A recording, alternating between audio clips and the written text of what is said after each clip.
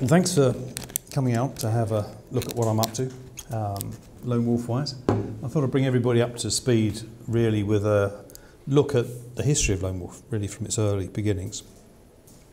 Judging by the T-shirts we've got here, Einsamer Wolf and the like, I'm sure, I think are we all au fait? We're all sort of familiar with the concept of Lone Wolf. Any no complete newbies here at all? No? I don't know the concept. Okay. Thank you. It's all right. He's too young to know it. All right. Well, you're in for an education as well. I have a good mentor. Fantastic. No, it's kind of it's designed as an introduction, but it's for the existing, old guard as well. Okay, so what you're looking at is the new logo for the Lone Wolf adventure game. We'll have a little bit more about that later on. Now, let's see. Who is he? Well, this is Lone Wolf as rendered in the Joe Deaver's Lone Wolf computer game, which is out on iPad, tablets, Android devices, and also on PCs and Macs now via Steam. As you're aware, Lone Wolf himself hasn't been portrayed that often, simply because you play Lone Wolf in the game, so it's a very hard one to depict. It's it's basically you who are the character. But this has become very popular now. The game has been hugely popular, a computer game, and for the new generation that's coming into Lone Wolf for the first time, this is how they envisage the character nowadays. So where is he from? Well, he's from a land called Sommerland, and this is Sommerland depicted here. Okay, the wicked finger of fate is about to pounce on Kai Monastery. Can you see where it is? Sort of centre leftish and down a bit. That's where. Sorry.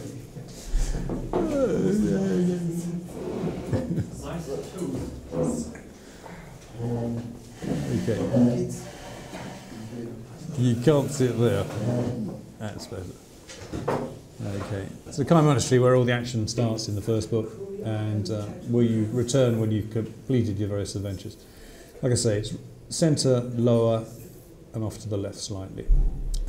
And those who've played through the first book, Flight from the Dark, will be aware that the mission is from the Kai Monastery, when it's attacked and destroyed, the escape, literally the flight from the Dark, to Holmgard, which is the capital, which is the largest city you can see in the lower part of that area.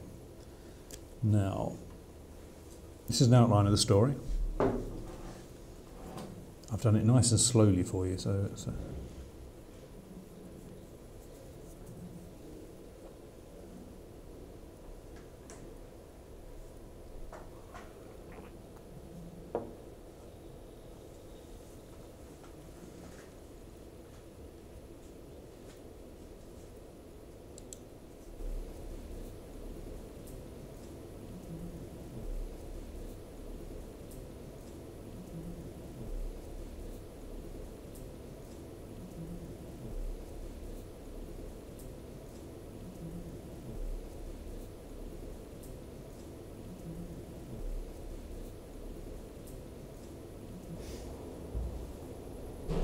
and there we have it. That's the outline of the whole saga for the first 20 books at least.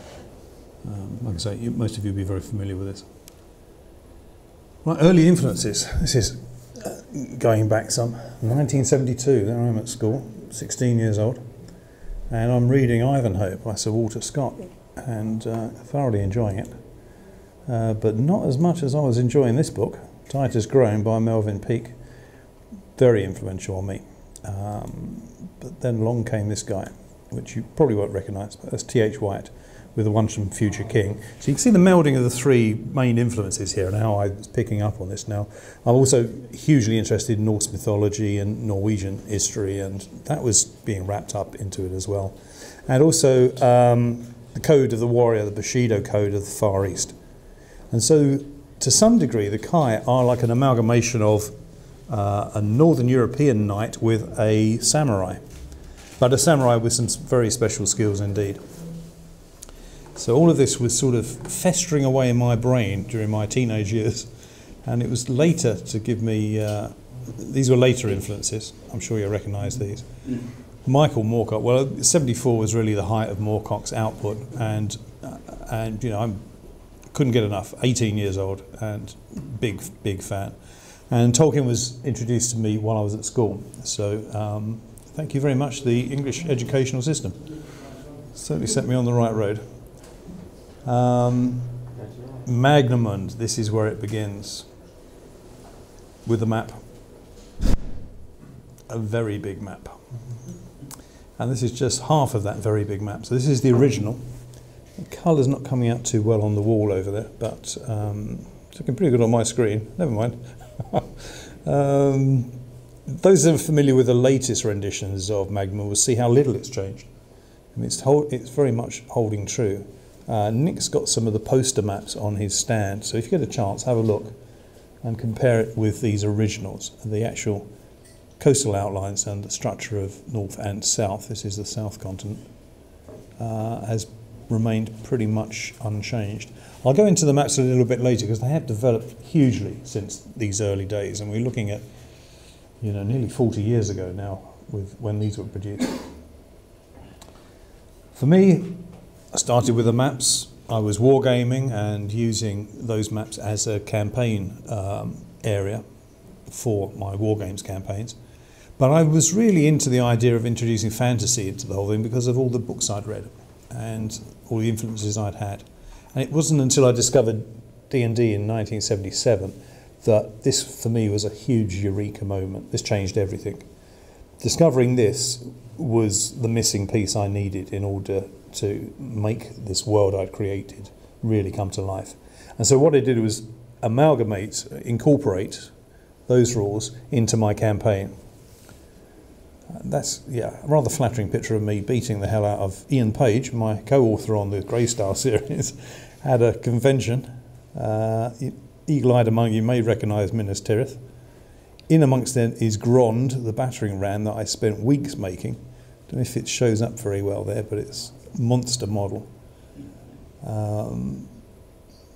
One of the units that I still have, that's a Dracarim unit, Death Knight unit. And they're the rules I used to play. Okay, they're chainmail, and you'll notice Gary Gygax is credited as one of the authors of it. And it's from chainmail that ran into D&D, so it was for me it was a very logical progression.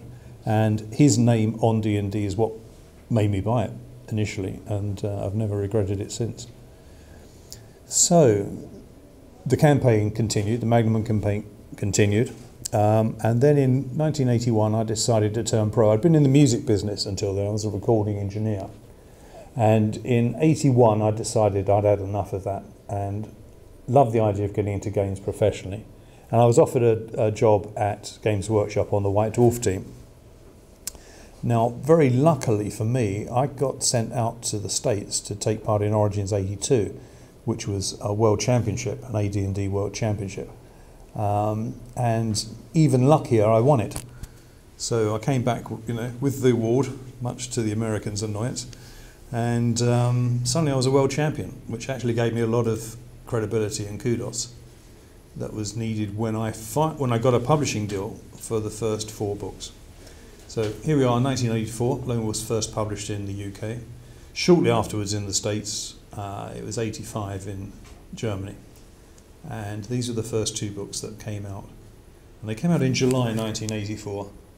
Now these days you need something around about 30,000 books to get into the top selling list, to get into the Sunday Times best-selling list, which is the biggest list in the UK, 30,000, okay? Each one of those books sold 100,000 copies in the first week of release. 200,000 copies they sold in the first week of release. And nowadays you only need 30,000 to get into the bestseller list. It shows you how far publishing has fallen, if anything. Now, other forms of entertainment have taken over, and how big publishing was back in those days. Yes, I'll take that question. Excuse me, one question.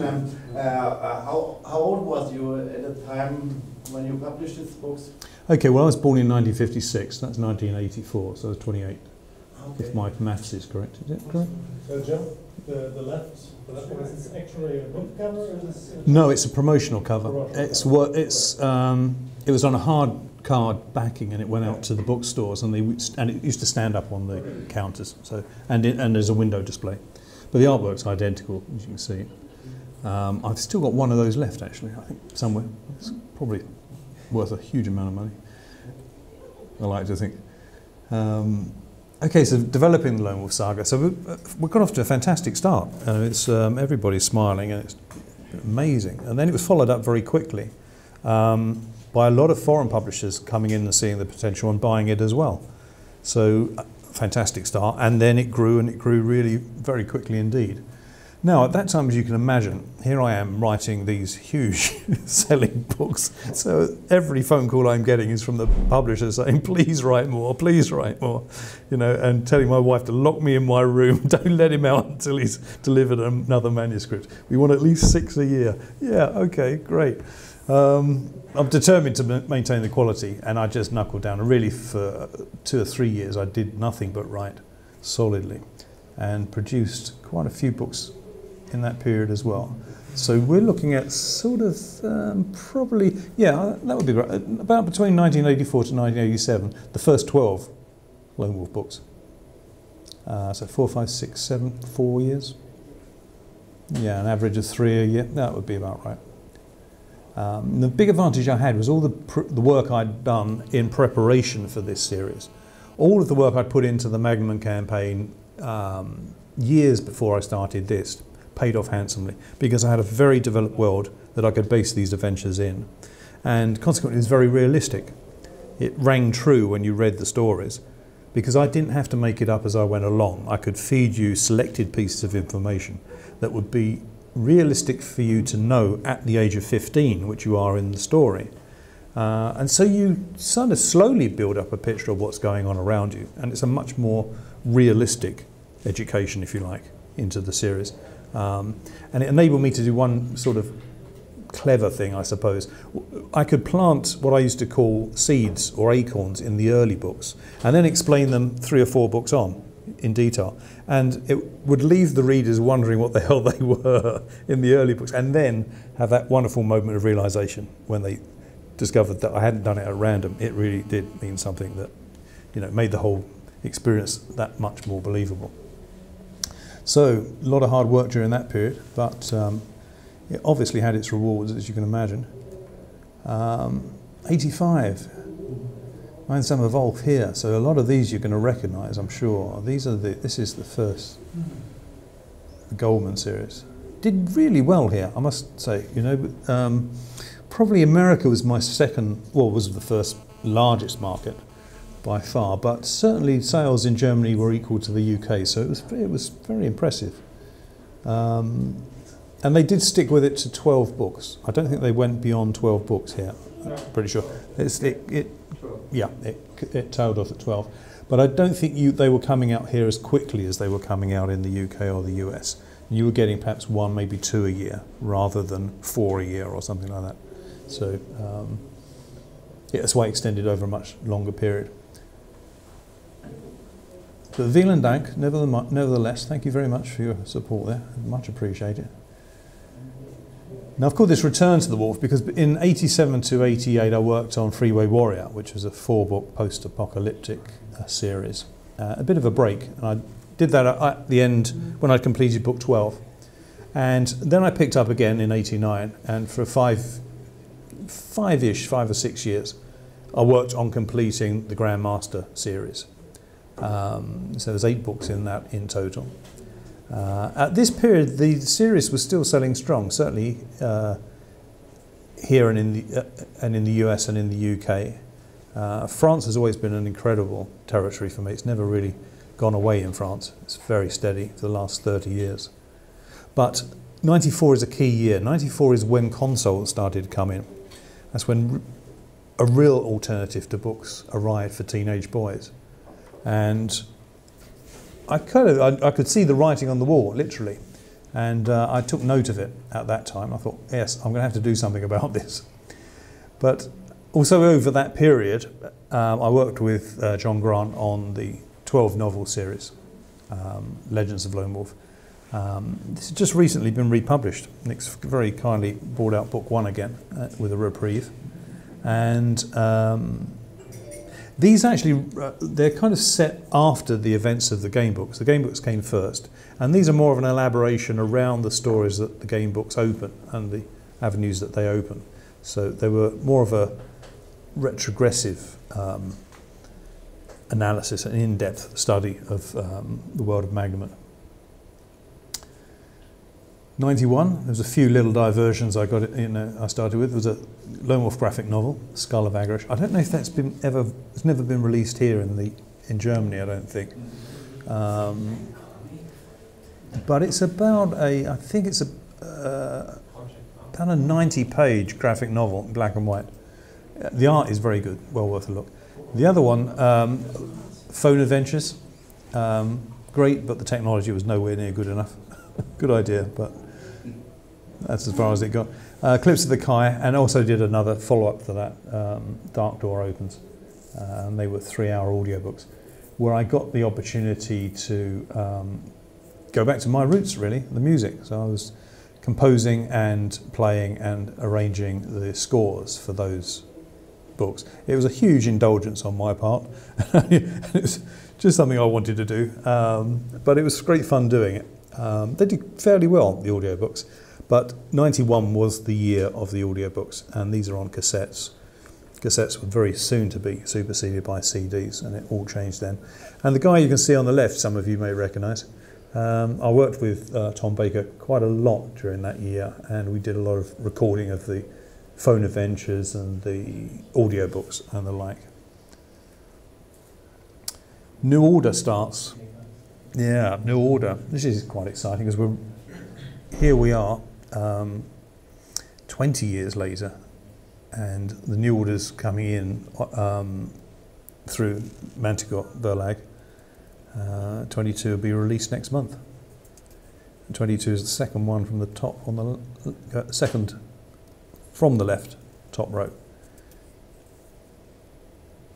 Now this follows the New Order is established by Lone Wolf at the end of book 20, and at the end of book 20 Lone Wolf has become a bit of a superhero, which made it very difficult for me to write challenges for the character, because you've achieved so much at that point.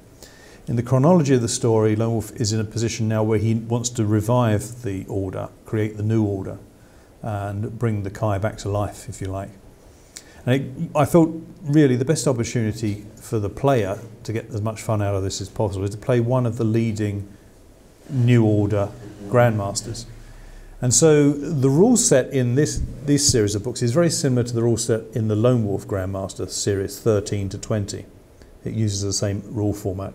And it's as if you're rebooting back to the start of the Grandmaster series, but playing it as another character with a whole new set of skills and attributes. Some of the later ones, certainly Vampirium and Hungerus Sejonos, certainly weren't printed in the same volumes as the earlier ones, and consequently they became very rare. So if you look on eBay and you look for those titles, you know, sometimes they go for more than $1,000. They are just incredible. That's how rare they are.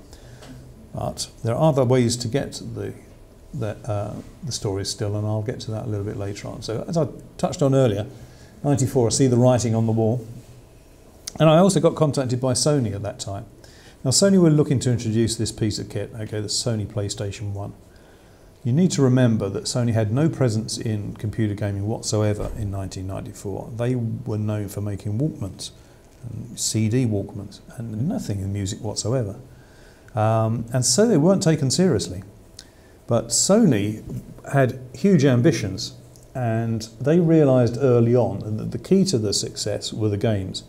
If they had good games, people would buy the kit in order to play the good games. They wouldn't buy it just simply because it's a brand new console. If it did nothing, it had no value. So in 94 they commissioned me. They asked me to join them to search for talent.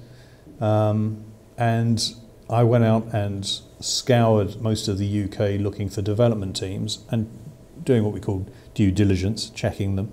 You know, could they deliver? Were they technically competent? What sort of games were they producing? And then cherry picking the ones that I thought were good for PlayStation. And they used to call me the script doctor. That's the nickname I got at that time. And the reason was I often went into development houses that had a good game in mind, but they had something wrong with it. Okay, there was something usually in the design that was wrong. And they asked me to go in and basically doctor the script to fix it so that they could save the programming and save the art and hopefully get a good game out of it. So I got a lot of experience with design teams on PlayStation 1, certainly during that period. Now, you may recall I'm still working on the tail end of Lone Wolf in this period as well. But, you know, I know where it's going. The game books are plateaued at this point. And, you know, adapt and survive is my motto. So I thought, yeah, I should be looking into this. This is going to get big. Slight diversion. I'd spent a year in Norway in 1999. I was asked to go out there by a Norwegian company producing this game, which is a bit of a classic out there called Flow Clipper Grand Prix. And I also worked on The World Is Not Enough for Electronic Arts while I was there as well. It's a lovely year. Norway had some fantastic weather there. And yeah, a good time. Fond memories. Project Aeon. This really came to fruition. And now Project Aeon was born out of the American fan club. And it was a large group. It was about 25 very, very dedicated fans who had archived all my material, everything down to obscure magazine articles in the 80s. They'd scanned everything, they'd captured everything. And they were converting the texts into digital texts so you could read them online. And as you can see there, I decided they were doing such good work. I gave them permission to make it available on the internet for free, which is quite a radical thing to do in 1999. And a lot of people said I was absolutely crazy. But I didn't see it that way. One, I wanted all my fans access to my work. I had so many letters saying, I can't get this book, this is too expensive for me, I must know what happened in this one. There was just an outcry out there of all these frustrated readers not being able to complete the story. And also I was aware that a lot of other game books that just disappeared without trace, and there were a lot during the golden age, had done so because they just got a little bit too precious with their work. They weren't going to give anybody access to it, they were going to hang on to it, and they drowned with that work and it was never heard of again. And I didn't want Lone Wolf to go that way, so I took a pretty bold approach to it and put it out there on the net. That's possibly one of the best things I've ever done. As the goodwill it created was amazing from that moment onwards. And enabled the people at Project Aeon to digitise everything I'd ever written, which then made it fantastic for when I was in a position to offer it to other publishers as we got it past 2000 and into where we are now 15 years later. And the way the internet's gone, as you'll know, there's a kind of a strong desire or a strong belief that the internet should be free, and that includes the content. Now we know the rationale that you very rarely get anything of worth for nothing, but there is this sort of persistent idea of it being there.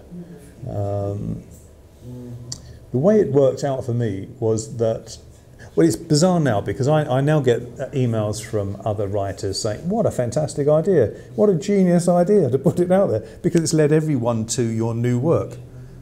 And it has. The Lone Wolf computer game has done incredibly good business, so has the Lone Wolf adventure game that came out a couple of months ago. And it really is because I kept it alive by doing this. But I must admit, it was pure altruism. I had no other motive than to keep the fans happy. And I had no idea it would actually turn out to be, a very clever thing to do.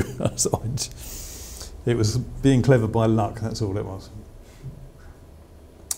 2000, I worked on this game. Some of you may remember it. I've got it. You got it, yeah. Oh, I had so much fun on this. This is where I live. I was working on a pet subject, yeah. And I got offered the job. I got involved with Creative Assembly at the tail end of Shogun, the first Shogun, Total War.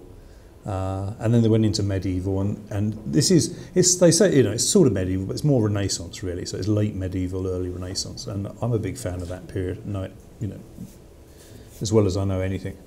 and just loved the opportunity to get in and do a bit of design work. And I was pretty much working on the strategic game rather than the combat side of it. But yeah, it was a great time. So I did that, and then I moved on. Now as you can see, I'm starting to work more and more in the computer field now, and less in the game book field. Things turn around later on, but at this period, I was computer orientated. So 2000 to 2001, I spent a better part of a year, about 9 months in the Netherlands. And I worked with a company called Lost Boys that joined this rabbit company, racing rabbit company, plus Digital Infinity. And that little formula led to something completely new and different.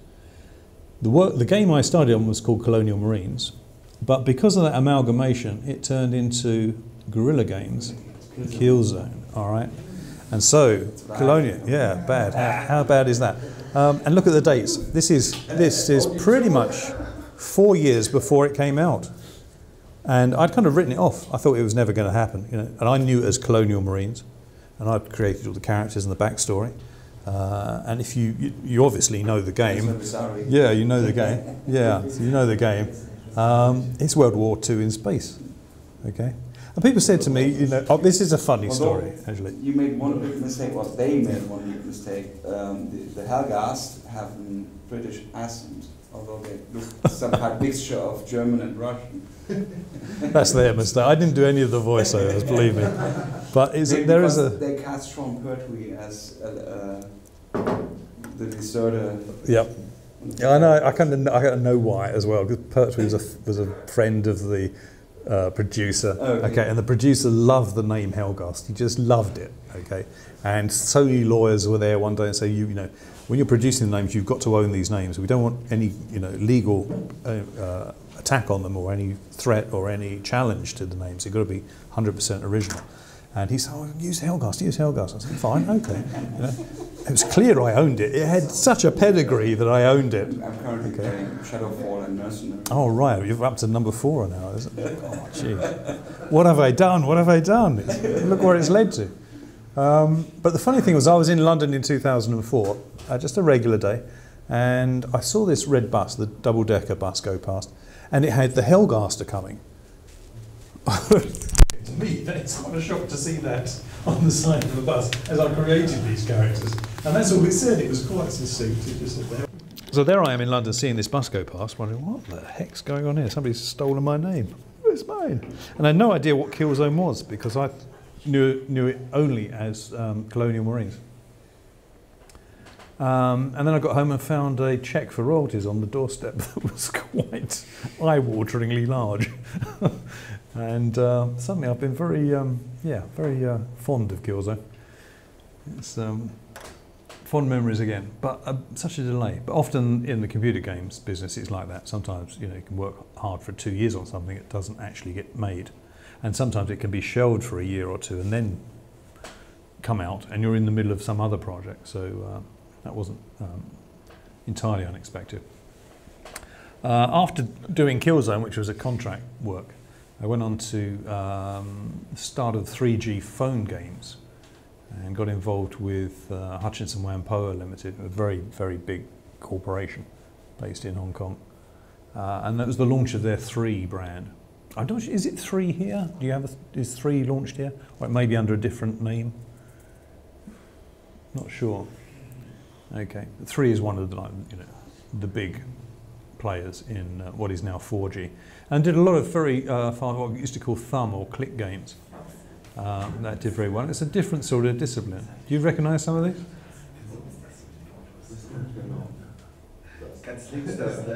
That's good. I'm glad you recognise them. On the bottom, yes, there's one. Wonderful. Great fun. Thank you. Then things slightly changed in 2005.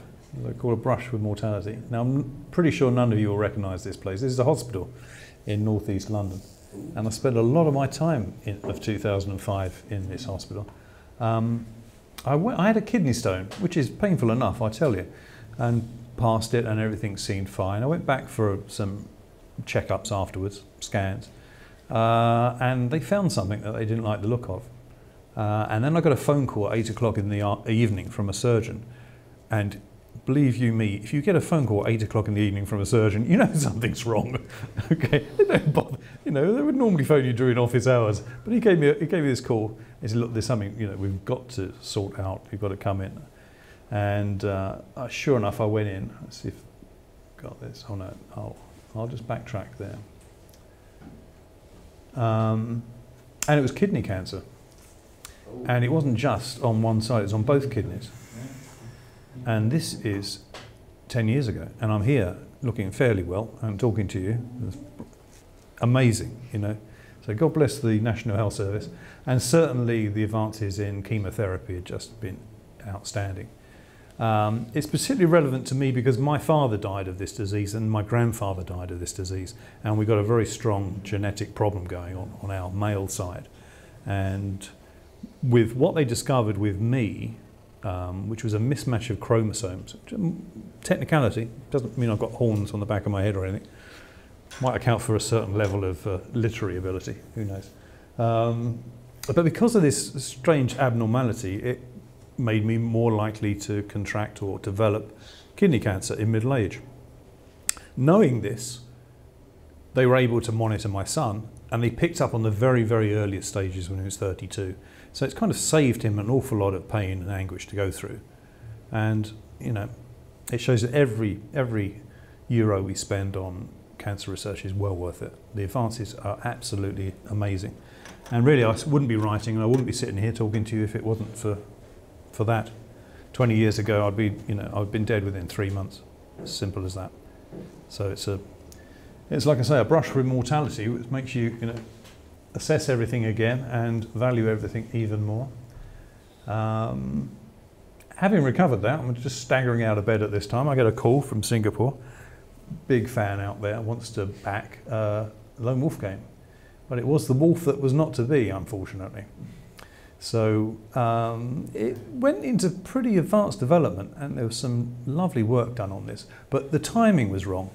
This really came along when PC development was at its most expensive, and it was at the start of tablet development, and that changed everything. Okay, it's just at the first sort of glimmer of light of tablet computers coming along, and as a consequence of the bad timing, it didn't get released. But there was a lot of great work done on this, and I posted a lot of it on my Facebook site to make sure it hasn't been wasted. It would have been a bit like The Witcher. Okay, that's what it would have been like. But you know, that would have been my next question. Yeah. Why has there never been any game, with your resource, with your Lone Wolf background, like Assassin's Creed or Darksiders 2? Oh, but there has, and I will get to it very shortly. Okay. That's the best setup. That's the best setup I've ever had. Thank you so much. Okay. Some of it's breathtakingly good, and in fact that scene I used in the extended version of Lone Wolf 1. I incorporated that into the revised story. So if any of you have followed that, and it's quite a difficult route to follow to actually encounter this creature, but yeah, the Plague Lord himself. So 2006 we saw a resurgence in interest in Lone Wolf. I'd say actually from 2003 onwards in Europe, but 2006 in the UK, and it started a multiplayer role-playing game that I contributed quite a lot to. 2009 I met Francesco Mattioli. He came to the Italian games show at Lucca that year and presented me his hand-drawn map of Magnamund, and it was beautiful. It was, you know, and I'm always approached with stuff with people that, you know, either, you know, want to show me what they've done or what I've inspired them to do, or artists that would like work, basically. But Francesco's stuff was completely a world apart, literally. And so I decided we would set up a little business together and we'd produce the definitive maps of Magnamund. Now it's nice to look at that and bear in mind the very first map I showed you and see how close they are, those two continents. They're very, very close indeed. There's been hardly any changes. It stayed true to its original design. And we produced that poster map, but we also produced the start of a series which we call the Welt Magnamund Collection. Now this is going to end up being 36 individual maps, but of super detail, highly detailed work. So you can now see, you remember when you were pointing out the Kai Monastery on the other map, now there's an awful lot more detail on this one to pick and choose from. And you can see the style of the map on the left-hand side, which is good to frame, but it's equally as good to use as a playing centre when you're playing the game. And on the back we put scenario seeds, so ideas for games masters and their players. And we produced, we've got some samples here to look at of the first 16. So a lot of you will recognise these place names, mainly because of the adventures that were set in them. I particularly like that one because Kazanud, you can see the towers that control it all the way around. And of course everything is named, everything's named in detail. I did actually sit down and try and work out how many place names I had to create for the whole world, but I kind of gave up when I got to 45,000. It was a hell of a lot. Stormlands, so if you remember book 6, Kingdoms of Terror, that's where it's set. I must say, Kingdoms of Terror, my inspiration was the 30 Years' War here in Germany and the principalities at that time, sort of 1630, 1645 period. That was very much in my mind when I was creating the backing, the setting for that area, the Stormlands. Telestria, edging onto the Danarg swamp there on the main map. Torgar, book 10, the Dungeons of Torgar. Lencia, which is covered in one of the first chronicles of Lone Wolf novels that were produced. Sadly, only one of Plan 3 were produced, but you never know. We may get back to it. But Lencia are the long-term adversaries of the Drakkari over on the far western side of the continent. And there are the Drakkari. Ixia, Lone Wolf 17, if you've read it. The Death Lord of Ixia. And then the Darklands are so huge they take up 3 maps all of their own. So, and topping it off nicely, I think we've got, and Kalte is in there as well. So those maps, I'll just pop it back to that actually, because it'd probably be more relevant to look at that. Say this one. As you saw in the key, there are going to be 36 of these maps. We are now working on map 30. So we're really well advanced on this and we've got the end is finally in sight. So these are now being converted for the Lone Wolf Adventure game. And so all of the back detail, everything on the back of the covers will be relevant to LWAG, as it's called. And all the stats will be relevant to that. And we've updated the scenario seeds and added more as well. So it's quite a nice little play aid that is great for players and for games masters. This is a resurgence, or an example of it in Spain. So the Spanish set, first 5 rather. The collector's editions in Italy. Italy has been one of my largest markets consistently, and they are fanatics in the true sense. They are absolutely fanatical in their following. If anybody here has been following me on Facebook, you see just the number of Italian contributors is incredible. And every year I go to the Lucca show, which is massive. We all probably, we think of, if you think of a big convention, you're thinking what, 65,000, 70,000 people, maybe 130,000 at Essen. Well, last year at Lucca it was 258,000 people. That's over 250,000. Okay, yeah. And that is 5 times the size of the city in which it's held. That's how ridiculously huge this show is. And so, yep, I will be there again this year. And this year we're up to the release of book 8 in that series. What is particularly notable is Alberto Delago's artwork. It's just beautiful. It's just classical art. So we've got, here we are touching on what you touched on earlier. Why has there not been a Lone Wolf game? Well, yes, there has. And we started work on it in 2012. So it's Joe Deaver's Lone Wolf. Blood on the Snow is the title of the first book. It came out, this is just a basic rundown of its history so far.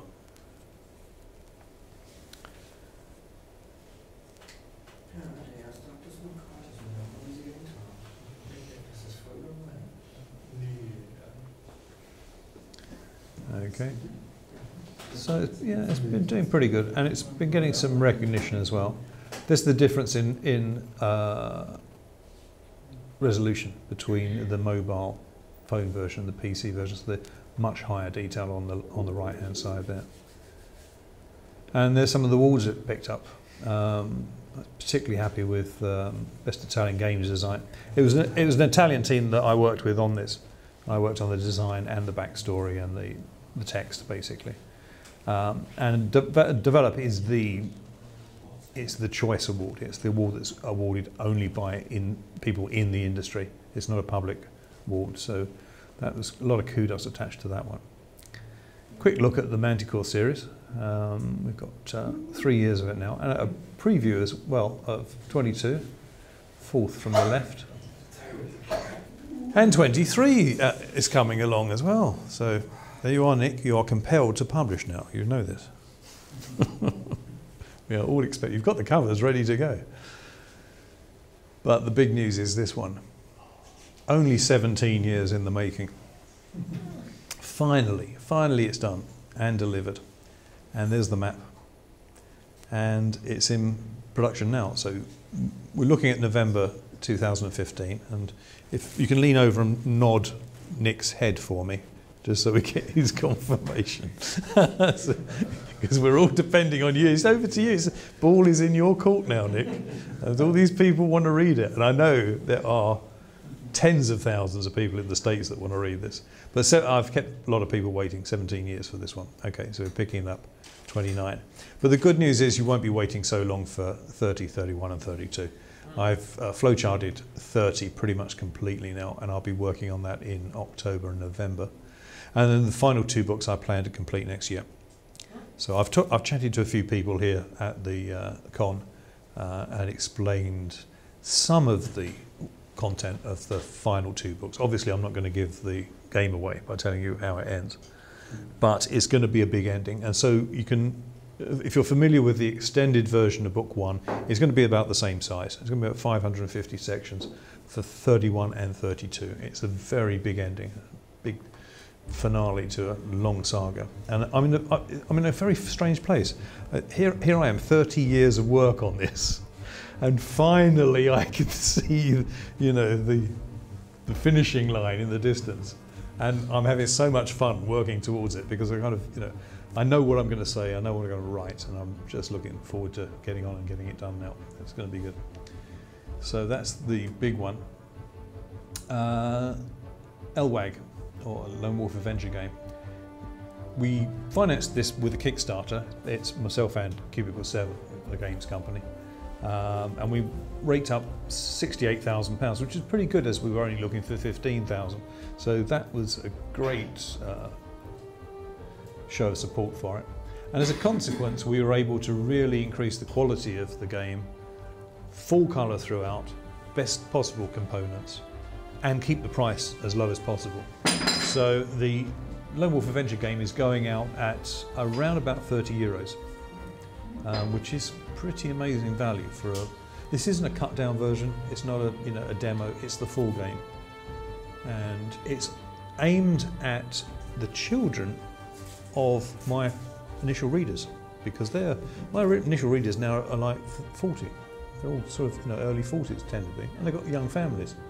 And they want the nostalgia kick. They want to re-enjoy, enjoy once more that fantastic time they had with Einsamer Wolf and the stories, and they want to introduce their families to it as well. So this is designed particularly for that. But we're not doing it at the expense of the old guard, of the existing fans. There are 2 sets of rules that run parallel, and when you've mastered the basics, which are very simple and akin to the game book rules, in fact. You can introduce the more complex rules that will satisfy your players as they get more sort of sophisticated. So this was launched at Gen Con. Anybody recognise who that is? Who's this guy on the left? Do you reckon? You know, Ray, we talked about it, so you're out of this. But evidently he's a well-known Hollywood film star. I had no idea who the hell he was when he came up, but we had a fantastic chat. Yeah, it's Will Wheaton, and Will Wheaton's in Yeah, Wesley Crusher. Wesley Crusher of Star Trek. That's the man. Now you recognise it. And Big Bang Theory is.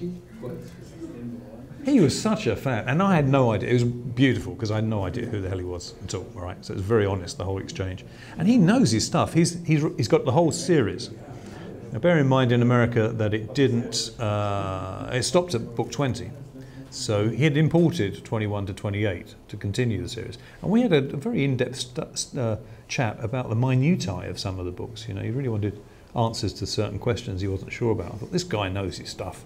He really is. He's a fan. His role in Star Trek Next Generation was pretty annoying. Oh yes, but he's exactly. But he's a good actor because he can make you feel that way. All right, and he's not like that at all. He was one of the most personable guys I've met. He was so friendly and genuine. And it was fun. The fun bit for me was when we did, as you can see, the guy came in and took the photo, and a lot of other people were taking photos as well. And I had no idea, okay, because there was lots of people around the stand, all taking photos. Okay, and then as soon as he's gone away, everybody rushed towards me and said, "Do you know who that is? Any idea who that is?" I do now, yeah, I do now, but I had no idea at the time. But it was wonderful because it was so genuine. There was no, egos involved whatsoever. Just really talking detail about the games, and he's so much into it. And it was wonderful. And that was taken on the Saturday, and he bought one of the very last games that was left. If he'd left it another half an hour, there wouldn't have been any left at all. And yes, that's doubly. We realised just how near he'd come to missing out on it. But the next day, a guy showed me a photo he'd taken of Will. I'd gone around. He was wearing different clothes the next day, so I knew it was the next day. And he's carrying the game, and he's saying what a great game it is to all his friends. You couldn't wish for better publicity than this. And as part of the consequence, we sold out completely. Okay, the game sold out Saturday afternoon. Sunday, we were taking pre-orders from customers. They're paying for it there, and we'd send it to them later. Couldn't have been better, really. We sold every single one we had. And what made it even sweeter was the fact that the American trade bought into it in far greater volumes than we were expecting. So, yeah, mission accomplished there. It was really well worth the trip. Well worth the trip. So, what have we got now? Oh, yes. There's some of the stars of the show. There's 6 pre-generated characters, plus 1 KaiMaster controller on the left side. So each of these characters, there's 2 females in there.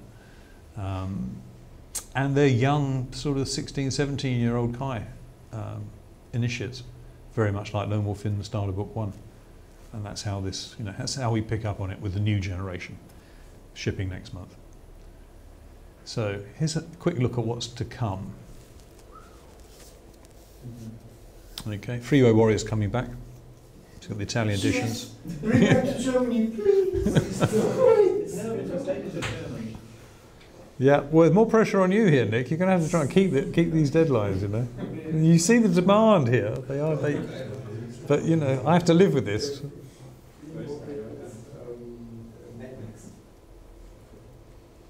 Okay, Autumn Snow is a start of a new sub-series that I'm doing with a company called Megara. And it's Joe Deaver's classic collection it's coming under the banner. And it's going to be little fun projects that we're working on that have Magnamund or Lone Wolf as a connection. But they're going to be quirky little sub-series. And this is the first one. And Autumn Snow is a New Order Kai Lord, but is a she, not a he. So it's the first female New Order Kai Lord. And there's the title up there for Lone Wolf 30, Dead in the Deep. I'll leave you to guess that. I couldn't possibly say a thing. So, if you'd like to know more, follow me on Facebook. I'm afraid I'm maxed out on friends, but if you follow me, you get the same sort of privileges and notifications anyway. So that's the way to go. And a lot of familiar faces here, I see that. Yeah, that are already doing that. But it's the best way for me to get the news out there, and I regularly update it, usually daily. And you'll get a happy birthday from me as well if you're on the list. What more could you ask? You lucky people. So there we are. There's my update. That's what Lone Wolf's about, and that's where it's going as well.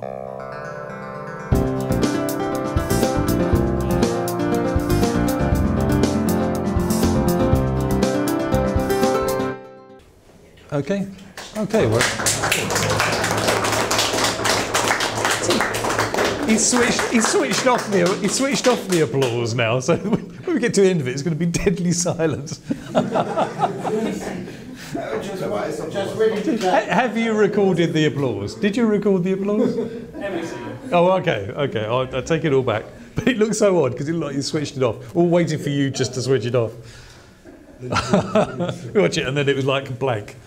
You put some crickets on there or some wind in the distance.